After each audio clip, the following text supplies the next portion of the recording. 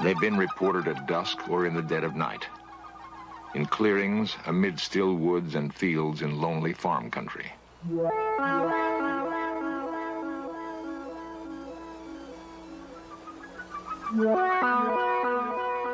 Sometimes they come in silence, sometimes with quiet thunder. Often they leave marks in the earth, signals of their passing.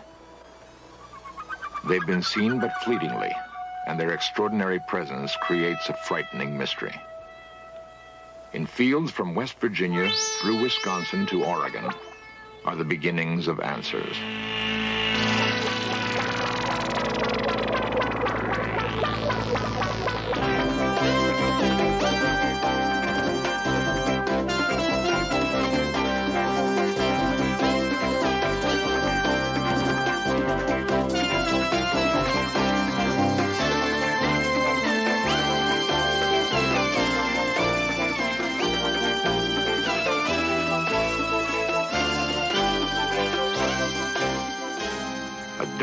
Of ground on a football field.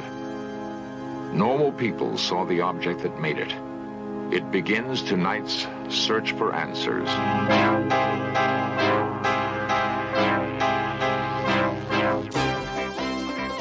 This series presents information based in part on theory and conjecture. The producer's purpose is to suggest some possible explanations, but not necessarily the only ones to the mysteries we will examine.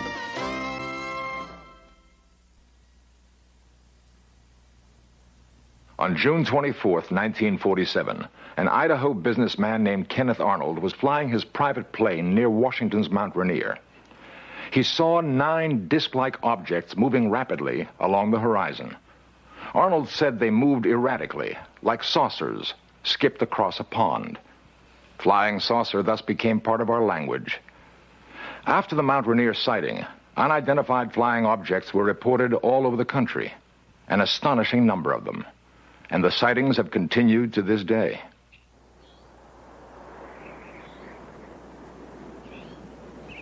A chill morning in Mellon, Wisconsin. Quiet fields and quiet people. Yet something remarkable happened on the Mellontown Road. Something that would have seemed incredible if it hadn't happened to people as down to earth as the town of Mellon itself.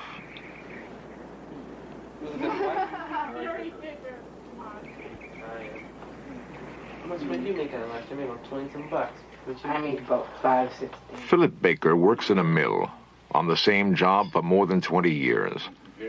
He's grown up here and passed on to his children a love for the land, a love for planting and harvesting his own crops, for cutting wood to warm the house in the long Wisconsin winters. He was an officer in his union once, but stepped down because it meant too much time away from his wife Shirley and their kids, Monty, Jeff, Jane, and John. A lazy good for nothing. The most important things to the Baker family are hard work and being together. They were together the most incredible night of their lives. It was March 13, 1975. I was carrying 2 cats. I was walking to the garage. And I got by this corner, right by the house here. And I looked, and there was this weird object, funny noises, and it was really bright, and I didn't know what I should do. So I was going back and forth, and finally I threw the cat in the garage. And then I ran to the house around the corner, and I couldn't get the door open. When I first saw it, I was standing approximately right here, but I couldn't get too good of a view of it because the brush and the trees were in the way. So then I went back into the house, and I got my coat on. My 2 youngest boys and Jane were following me. We went over here to get a better look at the object that was sitting on the road. And my curiosity still wanted me to get a better view of it. So we walked down. Of course, the ground was covered with snow. And my car was sitting here in the driveway.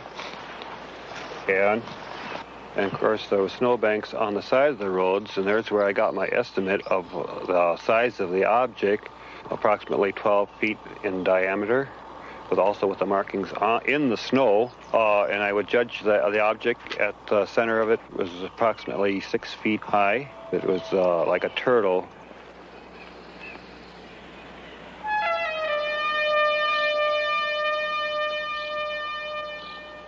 My two boys and my girl started to proceed here closer. My girl told me not to go any closer to it. She ran back in the house. He was going to go walking up to it, and I went back to the house and told my mom that he was going to go up there and get closer to it. And she came out and she yelled at him.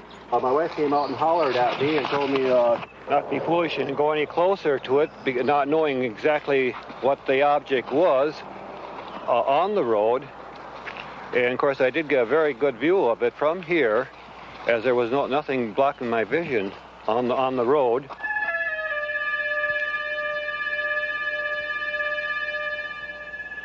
Montgomery was looking out the upstairs windows where he got his view of the object. And we went in the house and we called the deputy sheriff.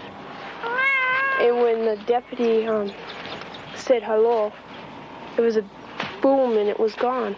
I went out and I couldn't see it anymore. The sheriff came and he saw nothing. That can be a pretty lonely feeling, to have witnessed something incredible and be unable to produce evidence. Loneliest of all, perhaps, for the Baker children. They would want to tell their story to friends at school. But who would believe them? Oh, Monty, my oldest boy, he was all upset. He told my other two boys, now don't say anything. Don't say anything to kids at school. We don't want nothing of this to get out. And, of course, Janie was in tears. She says, well, I know what I saw. She says, you trying to tell me I'm crazy or something? She says, I know what we saw. She says, don't try to tell me I didn't see anything, because she said, I know I saw it. And she was in tears and everything else that night. And, of course, the undersheriff, I apologized when he left me off here, because I thought, well, no, we didn't find anything. He'll think I'm a little off, too. And he said, no, don't forget, just forget about it. I said, well, okay, let's forget about it. No, I said, but don't tell anybody then. Matter of fact, I even mentioned him. I said, don't tell anybody. I said, just forget it then. Because I said, let's drop the whole story. Mellon has a newspaper, the Weekly Record. Editor Jasper Landry knows just about everybody in Mellon by first name. I've known Mr. Baker for about 30 years, and he and his family have been here a long time. And when this story broke on the UFOs, he asked me not to put it in the paper because of the anxiety his family was being put through by callers and curiosity seekers. And so I thought that I wouldn't. And he was very appreciative. I honored his wish to not have it printed. The story got around anyway, of this country lane where the Baker family saw something big and metallic with red and green lights. Something that was gone almost as soon as it came. I am George Ree, Mellon, Wisconsin. I am the undersheriff of Ashland County. On this night in question, I answered a complaint of Philip Baker, and I arrived at the site and I investigated it, and I firmly believe that the Baker family did see an object. Sheriff Ree had good reason to believe Baker's story. He may have arrived at the Baker house too late to see anything there. But when he left, a second call came to investigate reported lights in the sky. Ree and 7 deputies from 2 counties raced across country roads. Sheriff Ree would sight a bright object darting in the sky, call on his radio for another car to intercept it, and the object would dart away, sometimes to briefly join another hovering in the sky. One of Ree's deputies said the light given off by the objects was so intense he could read a newspaper by it. And when it passed over another patrol car, the police radio went dead. To this moment, no one knows what it was that George Ree and 7 county policemen chased that night in Wisconsin.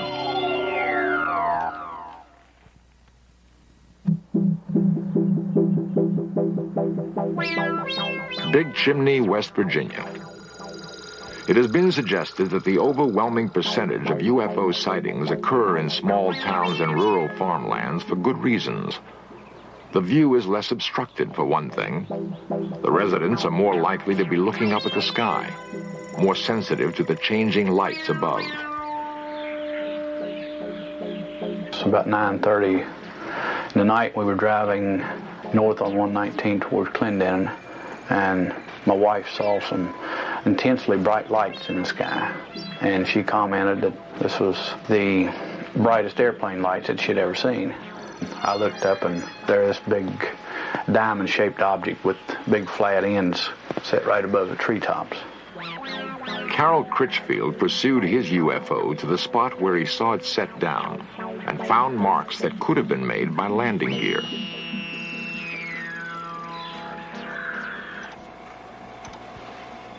Critchfield is a foreman in a big chimney chemical plant. He's not the sort of man who is often called on to take lie detector tests. But he knows how incredible his story must sound. I'm Ian Criswell from the Criswell Security Agency in Wheeling, West Virginia.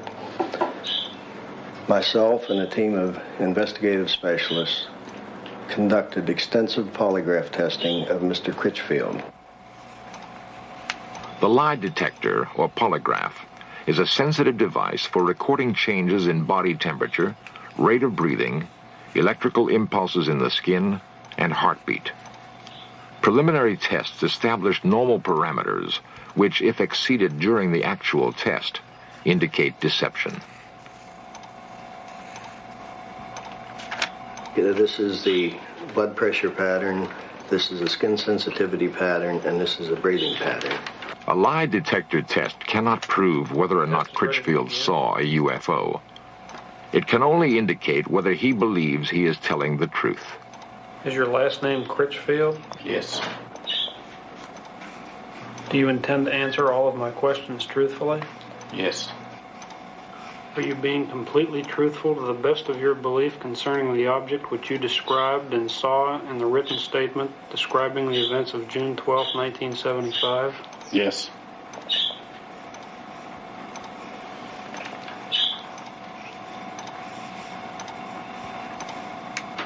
Are you being truthful when you say that in the first 35 years of your life you have never lied to a police officer? Yes. Are you being completely truthful when you say that you have no knowledge of how the burn spots and other evidence were created other than by the object described in your written statement? Yes.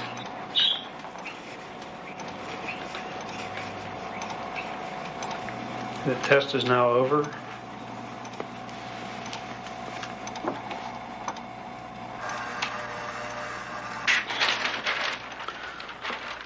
On the first question here concerning Mr. Critchfield's name, there was no reaction in any of the tracings.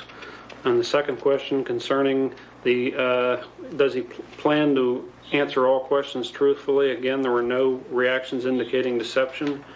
And question number 3 concerning the object that Mr. Critchfield described in a written statement previous to this examination, there were no reactions significant of deception. On the question concerning the burn spots and the other evidence left by the object, there were no reactions indicative of deception. And it is our opinion that Mr. Critchfield has told the complete truth about all statements concerning the object he cited on June 12, 1975. It would be unusual indeed if a man not noted for vivid imagination and guile could invent a story about a UFO and then control half a dozen involuntary body functions in such a way as to fool a sophisticated machine and experienced technicians. Much easier to believe that something extraordinary happened on a hilltop in Big Chimney, West Virginia. Something that touched Carol Critchfield's life and left him wondering.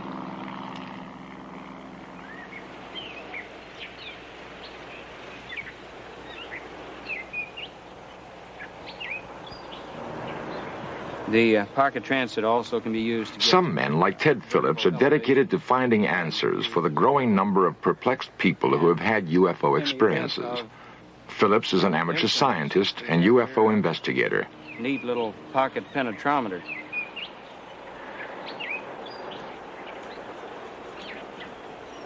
Phillips has taken soil samples at dozens of reported UFO landing sites. He and his fellow investigators have amassed reports of no less than 60,000 UFO sightings in the past 30 years. Many of these were fairly easy to explain. Conventional aircraft, weather balloons, flocks of geese. but more than 900 cases remain unexplained. Phillips has an important ally in his search, the University of Kansas Aerospace Science Laboratory. It is the place he sends soil samples for analysis. Dr. Edward Zeller is the man in charge.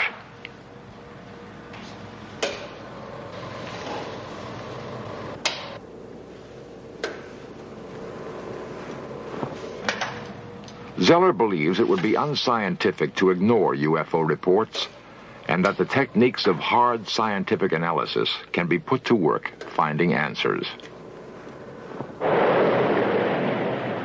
Medford, Minnesota. Medford provided Dr. Zeller with a test sample, and a remarkable story told by Janet Kay provides the background. On the night of November 2nd, 1975, I was sitting here doing my homework, and I looked out the window, and right above the blue building, I saw a UFO come down out of the sky. And it landed behind the building, and behind the building is a football field. It landed there. There were two other witnesses, Janet's mother, Helen, and her brother, Jerry. A lot of people in town saw it. I don't know how many people saw it and told us the next day that they saw this thing up in the sky. In the sky. As we pulled around the driveway here, I noticed up by the blue shed over there that there was something in the sky. So I pulled out of the driveway, and I said, turn down here, we can maybe get closer to it. So we just went over this way. And then you could just see it real good before the trees. It was definitely right there. And we just drove up here, and by that stop sign there, the railroad tracks, there's a fence across, so we couldn't go any further. And we just noticed it. It was just coming right in front of the trees, and we just stood here a minute till we saw it just glide over the top of the trees, and then it was gone. Well, a couple days later, after we saw the UFO go down, I saw a lot of people over here looking at something, so I came over here and I found this big brown spot on the football field where the grass had been burnt. As you can see, the blue building is right over there, and the burned spot is right here. And it's right in line with the window we saw the UFO come down from. Now, this happens to be the sample from the Medford site, number 2, which does show some strange luminescence properties. And so I'd want to make sure that the sample that I'm dealing with is not in itself radioactive. And I don't find that it is. I don't see any evidence of increased radioactivity. Yeah, at the time, it wasn't scary. It didn't frighten me when I looked out the window and I saw it. I didn't get scared or anything. But afterwards, when I realized that what I had seen was unexplainable, that's when it started to get scary. And then when they found the patch on the football field, well, that got a little worse. Furnace ready to be inserted here into the light chamber. And now we've inserted the sample, which is on the electric furnace, into the chamber, and we're going to start heating it. It's been 6 months since we saw the UFO go down, and as you can see, the burnt spot is still visible.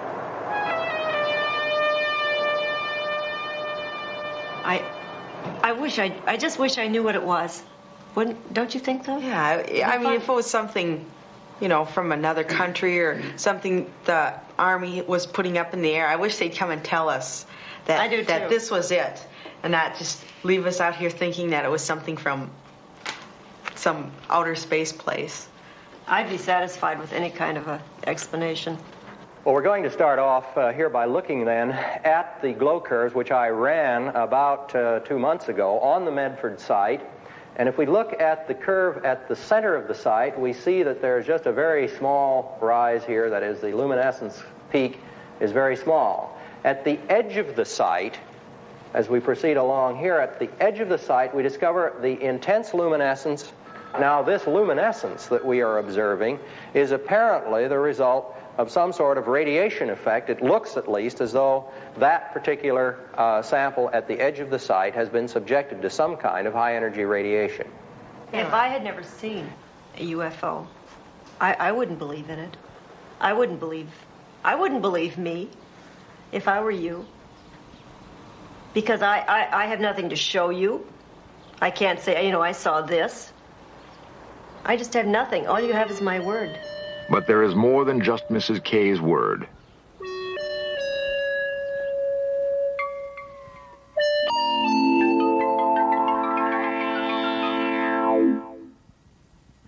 In a recent Gallup poll, 15 million Americans claim to have seen a UFO. 15 million. The same poll showed that 51% of the adult population is convinced that flying saucers are real. For those who haven't seen one, this is a recreation of what Carol Critchfield saw on a hilltop in Big Chimney, West Virginia.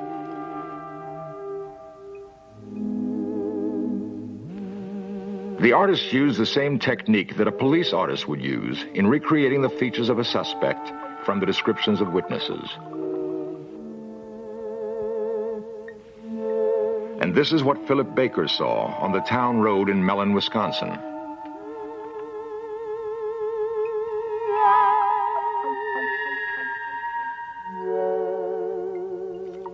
Helen Kay and her children saw this object land on a football field in Medford, Minnesota. The last systematic attempt by the U.S. government to investigate UFOs was conducted by the Air Force and was called Project Blue Book. Project Blue Book ended in 1968. The Air Force had by then investigated more than 11,000 UFO sightings and found explanations for all but 676. The Air Force seemed to have no interest in the sightings it could not readily attribute to earthly phenomena. Perhaps it's time to approach the question of UFOs again, without bias. For we can only hope that if we are being studied by aliens, it is with more thoroughness and care than we have focused on them.